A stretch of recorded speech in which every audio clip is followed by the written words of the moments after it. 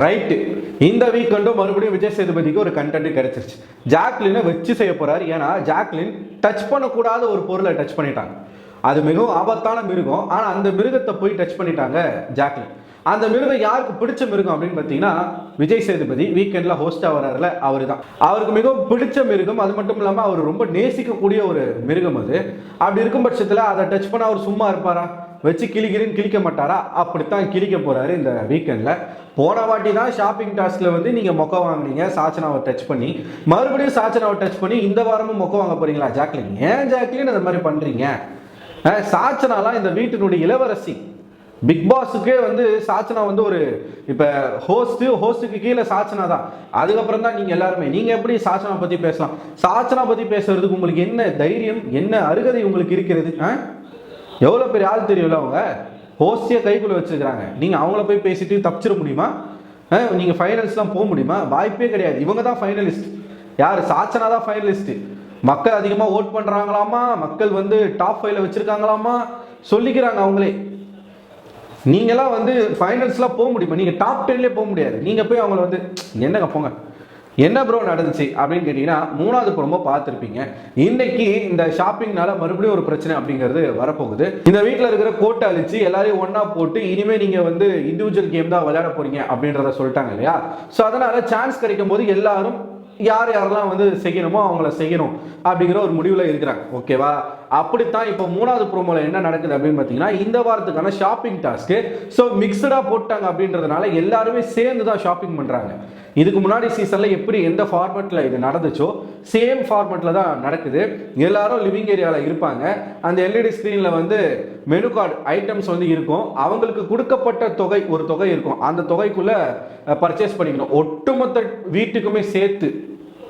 இப்போ இதுக்கு முன்னாடிலாம் பாய்ஸ் டீமுக்கு 8000, கேர்ள்ஸ் டீமுக்கு 8000, எவ்வளோ ஜெயிக்கிறாங்களோ அவ்வளோ அப்படி இருந்துச்சுல்ல. இப்போ அப்படி கிடையாது. ஒரே குறிப்பிட்ட தொகை, அந்த தொகைக்கு வந்து நீங்கள் ஷாப்பிங் பண்ணணும். அப்படி வந்து எவ்வளோ தொகை கொடுத்துருக்காங்க அப்படின்னு பார்த்தீங்கன்னா 8500 ரூபாய்.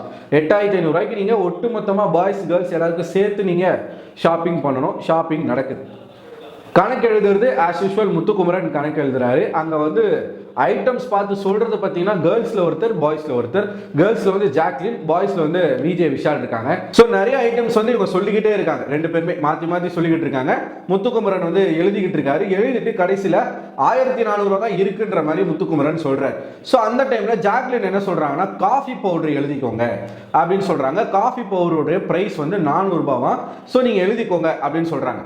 அந்த நேரத்தில் இந்த சாச்சனா பொண்ணு என்ன பண்ணுதுன்னா காஃபி பவுடர்லாம் வேணாம், அதெல்லாம் எடுங்க, அதெல்லாம் தேவையில்லை. பக்கத்தில் பவித்ரா ஒரு குரலும் வருது, அது வந்து 400 ரூபாய் வேணாம் அப்படின்னு சொல்லிட்டு அவங்களும் சொல்றாங்க. சாச்சனா வந்து இப்படி சொல்லும்போது ஒரு காஃபி பவுடர் வாங்கினோம்னா நம்ம வாரம் முழுக்க எல்லாருமே யூஸ் பண்ணலாம்ல அப்படின்னு சொல்லிட்டு ஜாக்லின் சொல்றாங்க. இந்த வீட்டுக்குள்ள சிலர் வந்து காஃபி குடிப்பாங்க, சிலர் வந்து டீ குடிப்பாங்க. டீ குடிக்கிற ஆட்கள் தான் அங்கே மெஜாரிட்டியா இருக்காங்க. அப்படிங்கிறதுனால டீ போதும். இப்போ விஜய் விஷால் வந்து என்ன சொல்றாரு, ஒரு வாரம் நம்ம காஃபி யூஸ் பண்ணலாமே அப்படின்னு கேட்டதுக்கு அதான் ஆல்டர்னேட்டிவா டீ இருக்குல்ல அப்படின்னு சொல்லிட்டு விஷால் சொல்றாரு. சரிங்களா? ஸோ ஜாக்லினுக்கு காஃபி பவுடர் வேணுன்றது விருப்பமாக இருக்குது. ஜாக்லினுக்கு மட்டும் இல்லை, அந்த வீட்டில் நிறைய பேருக்கு வந்து காஃபி பவுடர் வேணும் அப்படிங்கிறதுல அவங்க வந்து விரும்புவாங்க.